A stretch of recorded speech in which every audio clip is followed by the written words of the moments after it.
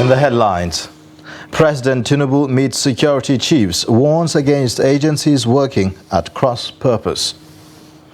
Fuel price hike taking toll on commuters as lawmaker resorts to bicycle use. Troops eliminate 58 terrorists, arrest 161 others. On the foreign scene, Senegal's opponent Sonko sentenced to 2 years for corrupting youth.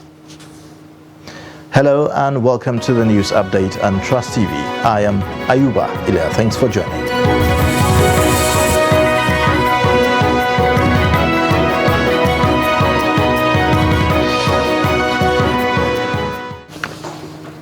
And now the details. President Bola Tinubu has challenged security agencies to redouble their efforts to ensure that there is an improvement in the country's security fortunes. He has therefore mandated the security agencies to come up with a blueprint that will facilitate the reforms in the security architecture as soon as possible. The president spoke on Thursday at the State House, Abuja, as he presided over the first National Security Council meeting under his administration. Kehinde Amodu reports. He's in a hurry to turn around the fortunes of the country, and security plays a major role in those plans. So he's determined that under his watch, security has to be coordinated, and all agencies must work together to achieve one purpose. Working at cross purposes and colliding with each other is not something that he will condone. He has made it very, very clear that all the security agencies must comply with the demands of coordination, with the demands of frequent consultations, and also timely reports which must be acted on. To turning the country's fortune around is security in the country's maritime sector, where a lot of the country's wealth comes from. He's going to take a closer look at our misfortunes in the maritime domain, focusing particularly on the issues of oil theft. That he is not going to tolerate. Wherever the problem is coming from, it must be crushed as soon as possible. He's already mandated the security agencies to come up with a blueprint. As far as he knows, as far as he's concerned, he doesn't have the luxury of time, and whatever changes will be made have to be done as soon as possible. President Tinubu is also resolved that the welfare of the troops must be paramount. The president also has decided that whatever ventures the armed forces are going to be engaged in, they must carry along those operatives in the theater. They must be well fed, well kitted, motivated, and given all that they require. So the president has lined up his priorities for security under his watch, and it may not be a complete wish list to start with, but his vision will become clearer as the days go on. He has promised that he will do all within his powers to provide operational support, but is demanding that intelligence agencies must provide the type of intelligence needed by the military to succeed in their operations. From State House, Abuja, Kehinde Amodu, Trust TV News. Chief Whip of the Adamawa State House of Assembly, Haruna Jilantikiri, has resorted to bicycle use to protest the recent fuel price hike. The lawmaker, who represents Madagali constituency in the State Assembly, decided to dump his car for a bicycle to run his daily activities due to the hike in petroleum pump price. Nigerian National Petroleum Corporation Limited raised pump price to 550 naira after President Bola Tinubu declared that the subsidy regime has ended in his inaugural speech. Jilantikiri, who spoke to journalists while riding on his bicycle on Thursday, said that he decided to start using his bicycle due to the hike in fuel price. He lamented about the current petrol price being sold between 550 naira and 700 naira per litre at government and private-owned filling stations in the state. He explained that he does not think that citizens can afford to drive cars considering the current situation, adding that the situation is having a devastating impact on the people. Meanwhile, residents and commuters in Yenagoa have expressed displeasure over fuel subsidy removal attributed to the inaugural speech of President Bola Tinubu, saying the attendant price hike has caused untold hardship on them. A visit to filling stations in the state revealed a litre of petrol is sold at 515 naira to as high as 800 naira at the black market. Friday Peter sent in this report. While some filling stations are not selling, others are selling but not at the previous 194 naira. The new pump price now 515 naira per litre. Opuru Cletus, Theophilos Egeraba, who bought the fuel at NNPC mega station in Yenagoa, speak on their ordeal. Yes, we were buying fuel at normal price, NNPC 189. From other filling stations, we were selling 250 thereabout. But all of a sudden, yesterday we came, NNPC was the same thing before. But today, they said it's 550 naira. As our new president enter, we don't even reach 2 days. We don't the year price don't increase to about 600 naira. Some place they sell 700 naira. Some place 800. Some place 500. I don't know why this country don't come there like this. NNPC is still selling the old normal price, but the how to buy is very, very difficult for us. Other commuters, Emmanuel Waterwell and Anne Kabowe, also speak. We have a situation from Abuja for Uptown. Say the fuel will increase to 515. Say, but now we don't have product. The students don't have any product to give up. But they will have about 4 tankers coming to our fruit fair before they start to sell. It's causing untold hardship because we didn't plan for this. We didn't envisage for this, only to find out on Monday, as soon as Tinubu said the subsidy is gone. Immediately, all the filling station, people that even had just locked up, people that had even selling has increased the price so much. Is really not fair. Swali Waterside was not any different as travelers like Mason Izunibe and Winnie Kenigoro all complained about the hike in transport fare and cost of goods which has affected their lives. I'm coming from Tata Nature. The thing is really affecting us because of the fuel increase, the price. Like from my place to Yenagoa, we were paying 200, 250, but as at yesterday that the fuel price increased, I think it's 500 and above now. Some community before na 2005, but now some of the community they say na 5,000 naira, 6,000 naira, and if both no come now, we know they see customer they buy our market. Yesterday na so we sleep for here till night before we go. Since morning when we come sef no market because both no day. All of them say fuel cost. Whether na the new president or whether na the old one when come out tonight cost this fuel, we don't know. We dey die. Only yesterday and today hungry won't kill us. Residents appeal to the federal government to provide a means of succor as cost of living in Nigeria is now too high. In the meantime, the Nigeria Labour Congress says it has no plan to hold any nationwide protest on Friday against the present hike in price of premium motor spirit, popularly known as petrol. The Congress said although it is outraged by what it described as the mindless price increase, which has brought untold hardship to ordinary Nigerians, it is not protesting yet. President of NLC, Joe Ajero, in a statement on Thursday, signed by the Congress Head of Information Unit, Benson Ukpa, made Labour stand known while reacting to reports in some quarters that the organized Labour had scheduled a protest for Friday.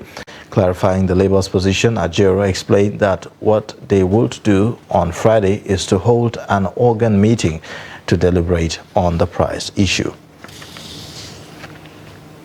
Some residents of Zamfara State want the newly sworn-in governor, Dauda Lawal, to prioritize the fight against insecurity to guarantee the safety of the lives of citizens. They stated this while sharing their expectations for the new administration in the state with Trust TV. The report. Zamfara State has been All Progressive Congress APC state.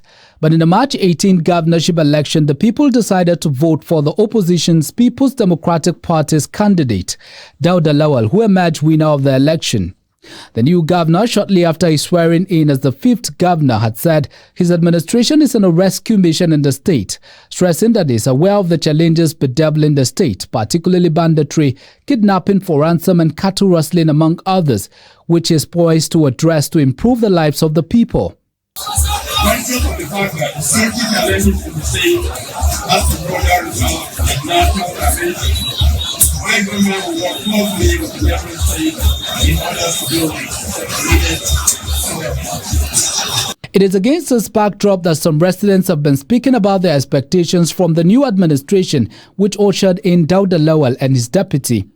Abba Kabara, Abdullahi Chekwa and Ibrahim Kanoma said the issue of security is key, and therefore call on the new governor to channel energies and resources to tackle the insecurity, which they believe once addressed will enhance agriculture because farmers will have access to their farmland. I had him saying during the immediately inaugural speech, I had him say that he will provide, government will provide youth employment, which I feel that government cannot provide employment.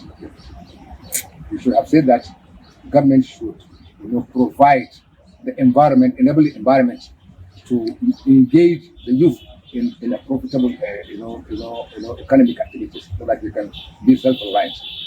There is a lot of expectation. Let us look at sector by sector. Educational sector, we have the falling standard of education is an issue that if you look at the sector, you look to because from the states, almost the infrastructure decay and security. We are reviving Zamfara, at least to allow investors, to allow security to prevail, because once we as locals, once the security is restored, we're happy with the government. So our major expectation is to make sure that the security is like any other state can follow. Residents of northwestern state of Nigeria have high hopes for better days because they believe the new governor possesses the strong political will to address the challenges being faced in the state, especially the insecurity which, according to them, the outgoing governor did not handle properly. The Defense Headquarters says troops of the armed forces have in the last 2 weeks neutralized 58 terrorists and bandits and apprehended 161 others in various operations. The Director of Defense Media Operations, Musa Damadami, disclosed on Thursday in Abuja at the bi-weekly news conference on the Armed Forces operations. He said that the operations took place in the northeast, north central and northwest part of the country. The defense spokesperson said that the troops also rescued 66 kidnapped victims and recovered a large cache of arms and ammunition across the zones during the period. According to him, all recovered items, suspected criminals and rescued civilians have been handed over to appropriate authorities for further action. Operatives of the Economic and Financial Crimes Commission are currently quizzing a former governor of Ekiti State, Kayode Fayemi, over misappropriation of some funds to the tune of 4 billion naira. Fayemi, also a former Minister of Mines and Steel Development during President Muhammadu Buhari's first term, was still undergoing interrogation at about 4:15 p.m. on Thursday at the Ilorin Zonal Command of the Anti-Graft Agency. A crack detective of the commission at EFCC headquarters told Daily Trust that the former governor was not arrested as he honored the invitation earlier extended to him. He said that the former governor is in the Ilorin Zonal office to answer some questions that border on alleged fraud of 4 billion naira belonging to the Ekiti State. The spokesman of the Anti-Graft Agency, Wilson Owujaren, who also confirmed Fayemi's presence at the commission's facility in an interview, declined further comment. The Plateau State House of Assembly has suspended all local government council chairmen and councillors in the 17 local government areas of the state with immediate effect. The suspension was announced by the Speaker of the House, Ayuba Abok, during plenary on Thursday following a motion moved by Pirfa Tiem, the lawmaker representing the Langtang North constituency. The motion concerned allegations of financial impropriety leveled against local government officials in a petition to the House by the state governor, Caleb Mutfwang. After the motion was passed, Ayuba directed the council officials to hand over all government properties in their possession to the Director of Personnel Management. He also announced the launch of an investigation into the allegations leveled against the suspended chairman. You're watching the news update on Trust TV. Coming up shortly, we'll take a look at efforts to reduce the burden of cervical cancer. Details and more after the break.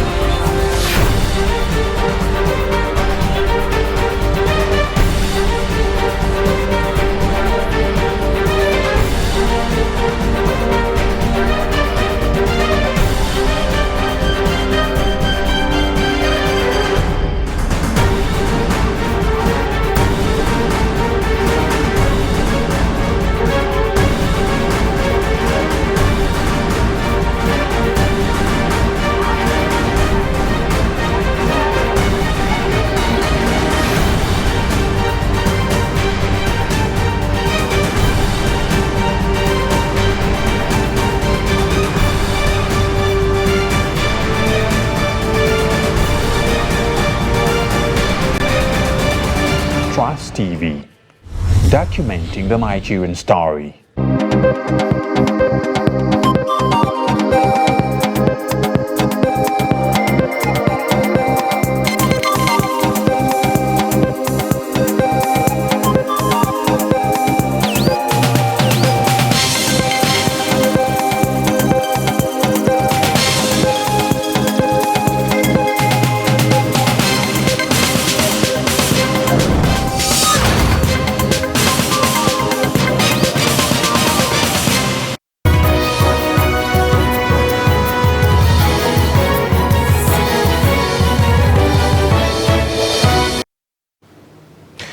Welcome back. This is the news update on Trust TV. Here's a look at the top stories. President Tinubu meets security chiefs, warns against agencies working at cross purpose. Fuel price hike taking toll on commuters as lawmaker resorts to bicycle use. The House of Representatives has asked the Nigerian Maritime Administration and Safety Agency, NIMASA, to go ahead with the disbursement of the Cabotage Vessel Finance Fund in compliance with the extant laws and laid down guidelines for the said disbursement. Chairman of the committee, Lego Idagbo, stated this while briefing journalists on the outcome of its investigation on the planned disbursement of $700 million Cabotage Vessel Finance Fund. Lego said that it was also discovered that the total funds of $360 million in the Cabotage Vessel Finance Fund account with the Central Bank of Nigeria represent 50%, while the remaining counterpart funds of the 50% is from stakeholders and banks, which is 15% and 35% respectively. After a thorough analysis of the various submissions on the matter, coupled with the explanations given by the ministry and NIMASA, the committee discovered that due process was followed in the planned disbursement of the cabotage fund. The committee notes that the Cabotage Vessel Finance Fund (CVFF) is a fund that was set up by the Coastal and Inland Shipping Act. The fund was established for the purpose of developing indigenous ship acquisition capacity and to provide financial assistance to indigenous shipping operators. The committee further notes that there is a lack of capacity amongst indigenous and domestic coastal operators in Nigeria. Thus, the reason NNPC still awards contracts to foreign shipping companies in contravention of the Cabotage Act and the Nigerian Oil and Gas Content Development Act. The federal government says it is set to introduce the human pilamovirus vaccine into Nigeria's EPI schedule as part of efforts to reduce the burden of cervical cancer in the country. The project, which is anchored by the National Primary Healthcare Development Agency, is in 2 phases, with the 16 phase 1 states expected to begin in September 2023. Aisha Salihu reports that stakeholders are recommending the provision and distribution of free vaccines at primary healthcare centers for girls aged 9 to 14 years. The report. Cervical cancer is the only type of cancer caused by a particular type of the human papillomavirus. It ranks as the second most frequent cancer among women in Nigeria and the second most frequent cause of cancer deaths among women between 15 and 44 years of age. The HPV vaccination is said to prevent more than 90% of cancers caused by HPV from ever developing. This advent of human papillomavirus vaccine, especially the quadrivalent and even the night one, this is also very, very good because it's going to be a game changer to prevent the incidence of cancer of the cervix in the environment. The vaccine is targeting children aged 9 to 14 years before their sexual debut. Now, as a sexually transmitted infection, the HPV is very common, such that by the time people are in their adulthood, many people have been exposed. The vaccine protects against some forms of HPV. There are other types of HPV. There are over 14 types that cause cancer. The vaccine prevents against 4 or 9 developed depending on which one that you use. So by using the vaccine, you potentially remove the kinds of cancer that those ones can cause. The disease is, however, said to be one of the most preventable cancers among women if detected early, as routine screening is believed to drastically save lives. You could go testing. If you test and you have not been exposed to these cancer-causing serotypes, you can take the vaccine. But then you would have to pay.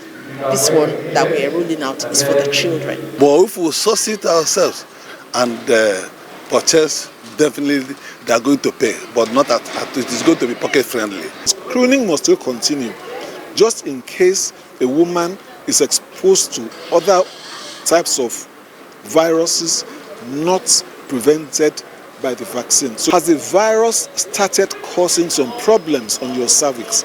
If it has started causing some problems, it doesn't go into cancer straight away.